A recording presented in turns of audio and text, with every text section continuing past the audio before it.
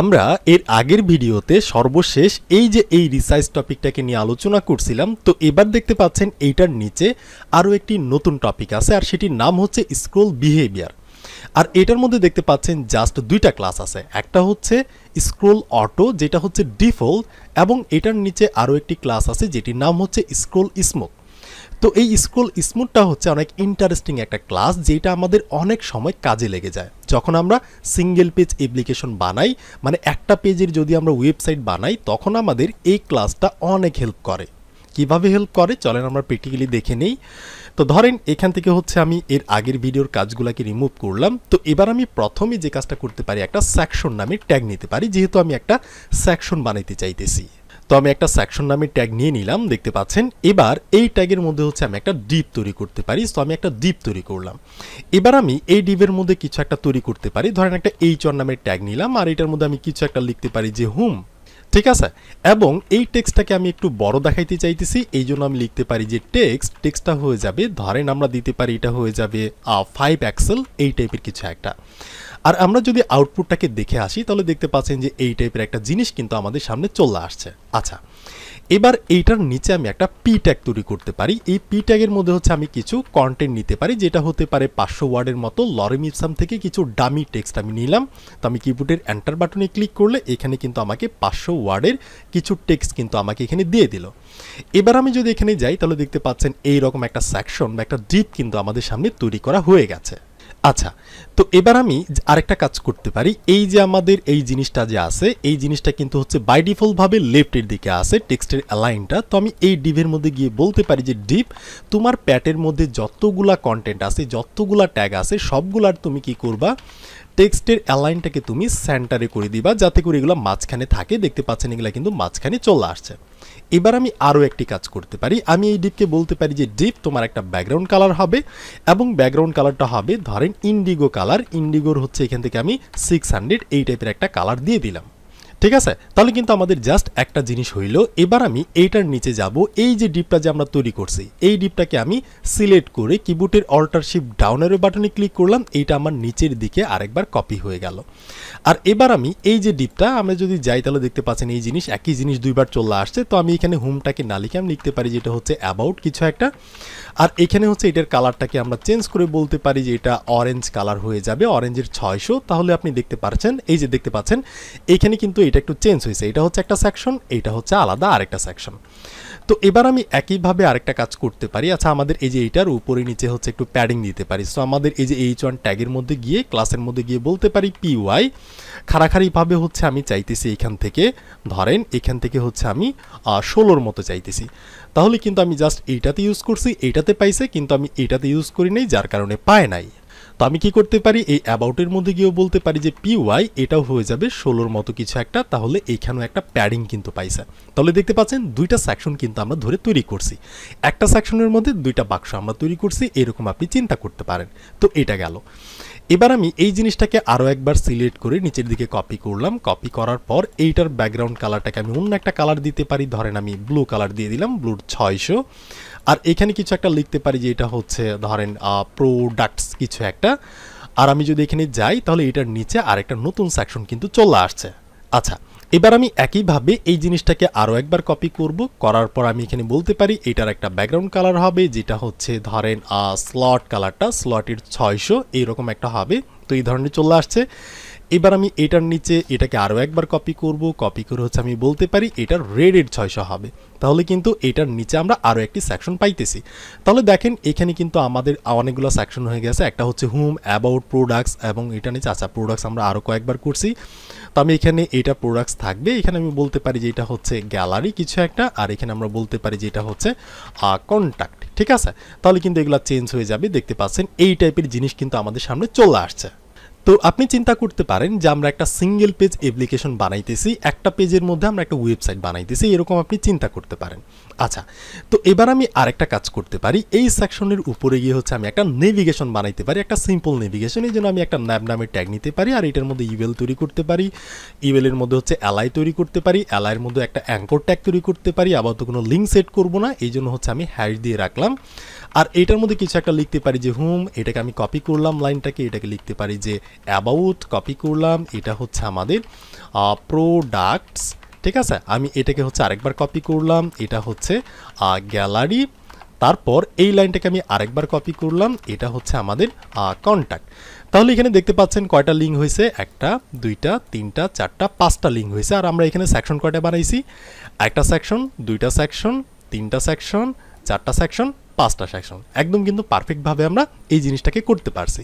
তো এবার আমি যদি উপরে যাই তাহলে দেখতে পাচ্ছেন এই জিনিসগুলো এইভাবে চলে আসছে। তো এবার আমি চাইতেছি এই জিনিসগুলো যাতে নেভিগেশনের মতো আচরণ করে। তো এই জন্য আমি কি করতে পারি, এই সম্পূর্ণ ন্যাভের পিছনে একটা ব্যাকগ্রাউন্ড কালার সেট করতে পারি, এবং সেই কালারটা হতে পারে BG-ব্লু, ধরেন ব্লুর হচ্ছে 500, এই টাইপের কিছু একটা। আর এইটার মধ্যে যে টেক্সটটা আছে, টেক্সটগুলোকে আমি হোয়াইট করতে পারি। সো টেক্সটের কালারটাকে আমরা হোয়াইট করতে চাইতেছি, আমরা জাস্ট সিম্পল একটা নেভিগেশন বানাইতে চাইতেছি। এবার আমি আরেকটা কাজ করতে পারি, এইটার যে ফন্টের সাইজটা আছে, আচ্ছা ফন্টের সাইজটা পরে তো আচ্ছা সেট করে দিই। সো ফন্টের সাইজটা হচ্ছে আমি ইভেলের মধ্যে তৈরি করতে পারি। ক্লাস যে টেক্সট আছে, টেক্সট হাইফেন, এটা হয়ে যাবে ধরেন এখান থেকে 2 এক্সেলের মতো কিছু একটা। তাহলে এই যে এরকম একটু বড় হয়েছে। এবার আমাদের কি করতে হবে, এই যে এখানে যে পাঁচটা জিনিস আছে, এই পাঁচটা জিনিসকে একই লাইনে প্যারালালি পাশাপাশি বসাইতে হবে। তো এই জন্য আমরা কি শিখছিলাম, আমরা শিখছিলাম হচ্ছে ডিসপ্লে ফ্লেক্স। তো এটা মারতে গেলে কি করতে হবে, টেলউইন্ডের মধ্যে জাস্ট ফ্লেক্স মারতে হবে। ফ্লেক্সটা আমরা মারবো কোথায়, যেটা প্যারেন্ট ডিপ, ঠিক আছে, এটা হচ্ছে প্যারেন্ট। এই ইউএল এর মধ্যে কিন্তু আমাদের এই পাঁচটা জিনিস আছে। সো এইটা হচ্ছে প্যারেন্ট, প্যারেন্টের মধ্যে আমরা ফ্লেক্স মারলাম। তাহলে কি হবে, এই জিনিসগুলো কিন্তু ফ্লেক্সিবল হয়ে পাশাপাশি বসে গেছে, দেখতে পাচ্ছেন। এবার আমি একটা প্যাডিংও সেট করতে পারি যে পিওয়াই, খাড়াখাড়িভাবে হচ্ছে আমি এখানে বা হচ্ছে আমি এখানে না দিয়ে এই যে ন্যাবের মধ্যে দিতে পারি যে পিওয়াই, খাড়াখাড়িভাবে আমি 2 এর মতো চাইতেছি, তাহলে হচ্ছে একটুখানি প্যাডিং পাইছে। এবার এই জিনিসগুলোকে আমি মাঝখানে নিয়ে যাইতে চাইতেছি। তো আমি ইউএল এর মধ্যে গিয়ে বলতে পারি যে জাস্টিফাই, এটাকে আমরা সেন্টার করতে চাইতেছি, তাহলে সেন্টারে চলে আসছে। এবার সবগুলা কিন্তু লাগালাগি করে আছে। এবার আমি একটু স্পেস চাইতেছি সবগুলার ভিতর থেকে। তো এই জন্য আমি এখানে গিয়ে বলতে পারি যে স্পেস x অক্ষ বরাবর হচ্ছে আমি এখানে একটা স্পেস চাইতেছি, সেটা হচ্ছে ধরেন আমি 10 এর মতো চাইতেছি। তো আমি 10 এর মতো একটা স্পেস দিয়ে দিলাম, দেখতে পাচ্ছেন এইরকম একটা স্পেস কিন্তু পাইছে। তার মানে আমরা সিম্পল একটা নেভিগেশন বার তৈরি করছি। তো এবার আমি আরেকটা কাজ করতে পারি, আমি যদি স্ক্রোল করি তাহলে যাতে আমাদের এই নেভিগেশন বারটা স্টিকি হয়ে থাকে, যাতে সে তার জায়গার মধ্যে টপের 0 পজিশনে ফিক্স হয়ে থাকে, ঠিক আছে। এই কাজটা আমরা করতে চাইতেছি। আমরা কিন্তু এখন স্ক্রোল করলে এটা কিন্তু চলে যাইতেছে নেভিগেশন বারটা। তো আমি কি করব, এই যে ন্যাব নামের ট্যাগের মধ্যে যাব, ধরেন লাস্টে গিয়ে আমি বলতে পারি যে এটাকে আমরা স্টিকি করতে চাচ্ছি। শুধু স্টিকি করলে হবে না, আমাদের পজিশনটাকে বলে দিতে হবে আমরা টপের 0 পজিশনে এটাকে আমরা সেট করতে চাইতেছি। তাহলে এবার যদি আমি স্ক্রোল করি, দেখতে পাচ্ছেন নেভিগেশন বারটা কিন্তু এখানে ফিক্স হয়ে আছে, সেটা কিন্তু নড়াচড়া করতেছে না। আচ্ছা ফাইন। তো এতটুকু গেল হচ্ছে আমাদের জাস্ট একটা সেট আপ আমাদের স্ক্রোল স্মোডটাকে বোঝার জন্য। এবার আমি আরেকটা কাজ করতে পারি, সেটা হচ্ছে এই যে আমি চাইতেছি এখান থেকে অ্যাবাউট, এই যে লিঙ্কটা যে আছে এখানে যদি আমি ক্লিক করি তাহলে কি করবে, আমাকে এই যে অ্যাবাউটের যে সেকশনটা এইখানে আমাকে নিয়ে আসবে। এই কাজটা আমি করতে চাইতেছি। আমি যদি প্রোডাক্টে ক্লিক করি তাহলে যাতে আমাকে এই যে প্রোডাক্টের সেকশনে নিয়ে আসে, গ্যালারিতে ক্লিক করলে গ্যালারিতে যাতে নিয়ে আসে, কন্ট্যাক্টে ক্লিক করলে যাতে আমাদের কন্ট্যাক্টে নিয়ে আসে। তো এই জন্য আমরা কি করতে পারি, লাইক হচ্ছে সিঙ্গেল পেজ অ্যাপ্লিকেশন, এই টাইপের একটা ব্যাপার আমরা করতে চাইতেছি। তো এই জন্য আমরা কি করি, আমরা কিন্তু হচ্ছে HTML CSS এর মধ্যে শিখেই আসছি। তো আমরা এই জন্য যে কাজটা করতে পারি, আমাদের এই যে ডিভ, এটা হচ্ছে আমাদের হোম সেকশন, ঠিক আছে, এখানে লেখা আছে যে হোম। তো আমি এইখানে এইটার যে প্যারেন্ট ট্যাগ মানে ডিভ, এখানে আমি একটা আইডি সেট করতে পারি। এখানে আমি লিখতে পারি যে এটা হচ্ছে হোম।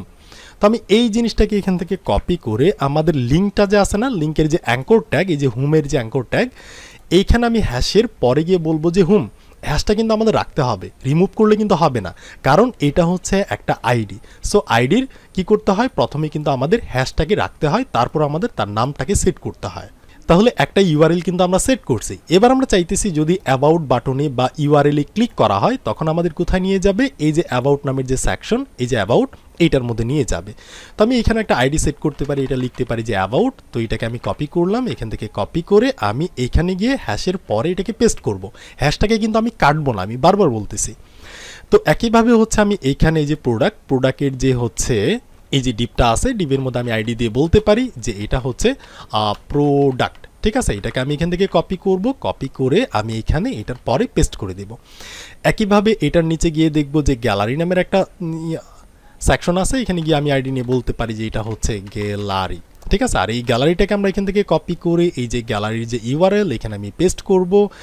তারপর সর্বশেষ যেটা আছে সেটা হচ্ছে কন্ট্যাক্ট, এখানে আমি একটা আইডি সেট করতে পারি, এটা হচ্ছে কন্ট্যাক্ট। তো আমি এটাকে কপি করলাম, কপি করার পর আমি জাস্ট এখানে কন্ট্রোল ভি মেরে পেস্ট করলাম। তাহলে দেখেন এবার আমাদের এই লিঙ্কের সাথে কানেক্ট হয়েছে কোনটা, আমাদের এই সেকশনটা, হোম সেকশনটা। তারপরে যে অ্যাবাউটের সাথে কানেক্ট হয়েছে কোনটা, এইখান থেকে হচ্ছে আমাদের এই যে অ্যাবাউট সেকশনটা। একইভাবে কিন্তু আমাদের প্রতিটা সেকশনের সাথে এগুলোকে কিন্তু আমরা কানেক্ট করছি। তো এবারে যদি আমরা এখানে যাই তাহলে দেখতে পাচ্ছেন আমরা কিন্তু ডিফল্টভাবে সবার উপরে আছে। তো আমি চাইতেছি আমাদের যে গ্যালারি সেকশনটা আছে সেখানে আমি যাব। তো এই জন্য হচ্ছে আমি এই যে গ্যালারিতে একটা ক্লিক করব। দেখতে পাচ্ছেন ক্লিক করার সাথে সাথে কিন্তু আমরা এই যে গ্যালারি সেকশনের মধ্যে চলে আসছি। কিন্তু এই কাজটা কিন্তু আমরা হুট করে চলে আসছি, মানে এখানে যে আমরা আসছি হুট করে চলে আসছি। লক্ষ্য রাখবেন এখান থেকে আমি কন্ট্যাক্টে যাব, দেখতে পাচ্ছেন কন্ট্যাক্টটা কিন্তু এখানে হুট করে চলে আসছে। এখান থেকে হোমে যাব, হোমটা হুট করে চলে আসছে। প্রোডাক্টে যাব, দেখতে পাচ্ছেন প্রোডাক্ট সেকশনটা কিন্তু হুট করে চলে আসছে। তো এবার আমি এই কাজটাকে হচ্ছে স্মুথভাবে করতে চাইতেছি, স্মুথ স্ক্রোলিংয়ের মাধ্যমে করতে চাইতেছি। তো এই কাজটাই আমি করতে পারবো এইখানের এই যে এই ক্লাসের মাধ্যমে। এটা কিভাবে?